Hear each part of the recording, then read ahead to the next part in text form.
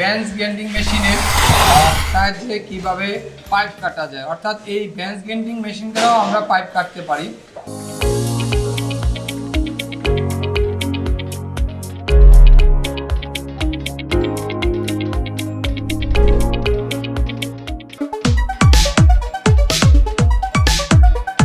আসসালামু আলাইকুম, আশা করি সবাই ভালো আছেন। আমি মোহাম্মদ ইমাম হোসেন। আমি এই ডলফিন ট্রেনিং সেন্টারে প্লাম্বিংয়ের দীর্ঘদিন ধরে প্লাম্বিংয়ের ট্রেনার হিসেবে কাজ করতেছি। আশা করি এর আগের পর্বগুলো আপনারা খুব ভালোভাবে উপভোগ করেছেন। এখন আপনাদেরকে দেখাবো আমি একটা বেঞ্চ গ্রাইন্ডিং মেশিনের সাহায্যে কিভাবে পাইপ কাটা যায়, অর্থাৎ এই গ্রাইন্ডিং মেশিন দ্বারাও আমরা পাইপ কাটতে পারি।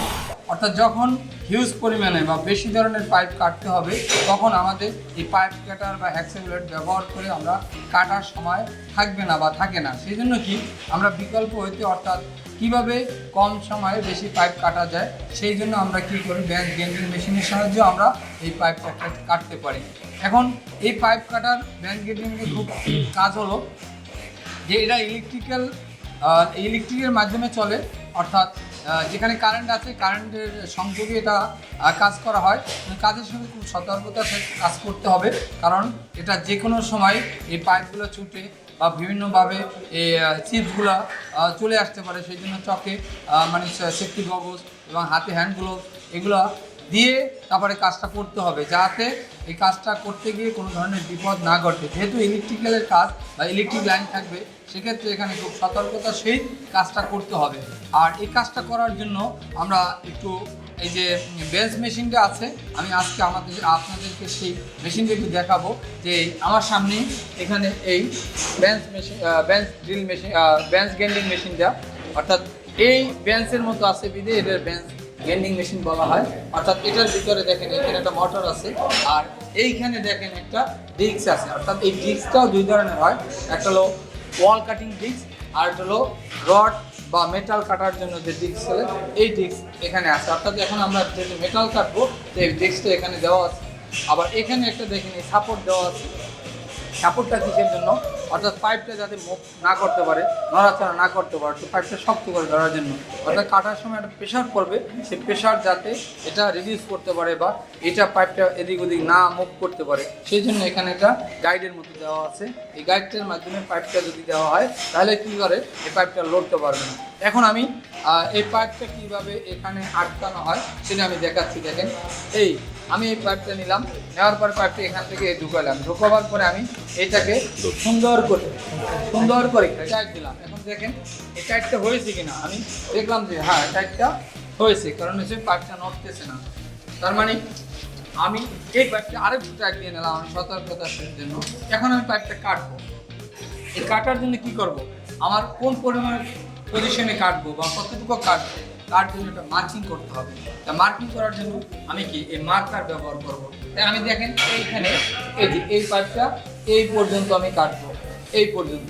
তাহলে আমি কি একটা মার্কার কিনে নেব, মার্কিং। এখন আমার কি করতে হবে, আমি এইটা একটু হাতলটা নামাই দেখি লাইন ছাড়া, দেখি আমার মার্কিং পর্যন্ত লাইনটা আছে কিনা কাটার ডিস্কটা।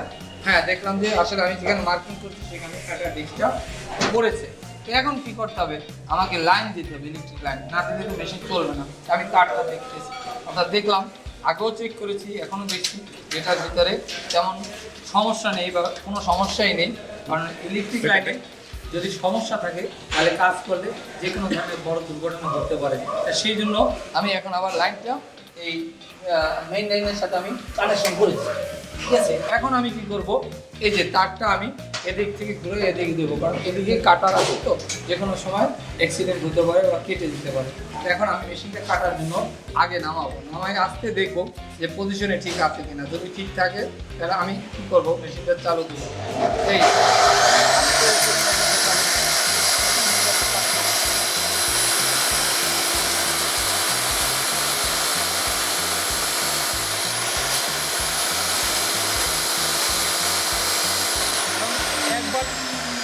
একবারে প্রেশার দেওয়া যাবে না, তাহলে ইটটা ভেঙে যেতে পারে। তাহলে আমার কি সহনীয় পর্যায়ে করে কাটতে হবে।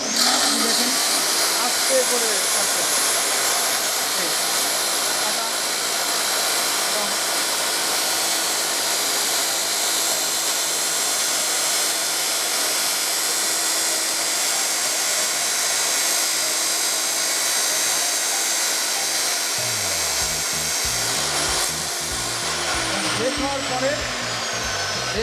পরে আমাকে কি আস্তে আস্তে চাপ দিতে হবে, নয়তো কি মেশিনটার ডিস্কটা ভেঙে যেতে পারে। দেখেন এখন প্রায় শেষ পর্যায়ে, তখন আমি কি করলাম আস্তে করে এখন আমি যদি পারি এই এক হাত দিয়ে আমি এটা ধরে নেব যাতে এটা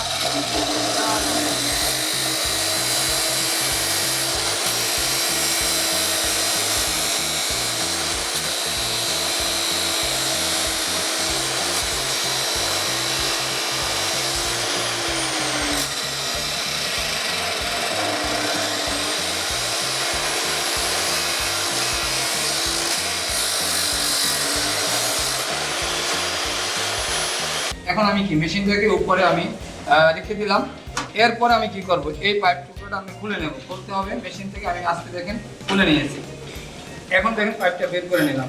অর্থাৎ এই পাইপটা কাটার পরে আরেকটা জিনিস করতে হবে, সেটা হলো দেখেন এই পাইপের মাথায় হাত দেওয়া যাবে না। অর্থাৎ এই পাইপটা যখন আমি কেটেছি খুব গরম, এই মাথাটা হাত যে কোনো সময় ফসকা পড়ে যেতে পারে, সেটাও খেয়াল রাখতে হবে যাতে আমি এইখানে সহজে হাত না দিই। অর্থাৎ এই পাইপ দুটা সুন্দরভাবে আপনারা দেখলেন কাটছি। আমি আবার এখানে যদি দেখি এই পাইপটা আগে এই অবস্থায় ছিল, এখন আমরা কাটার পরে দুই টুকরো হয়ে গেছে। এরকম আমাদের অসংখ্য পাইপ আমরা কাটতে পারবো।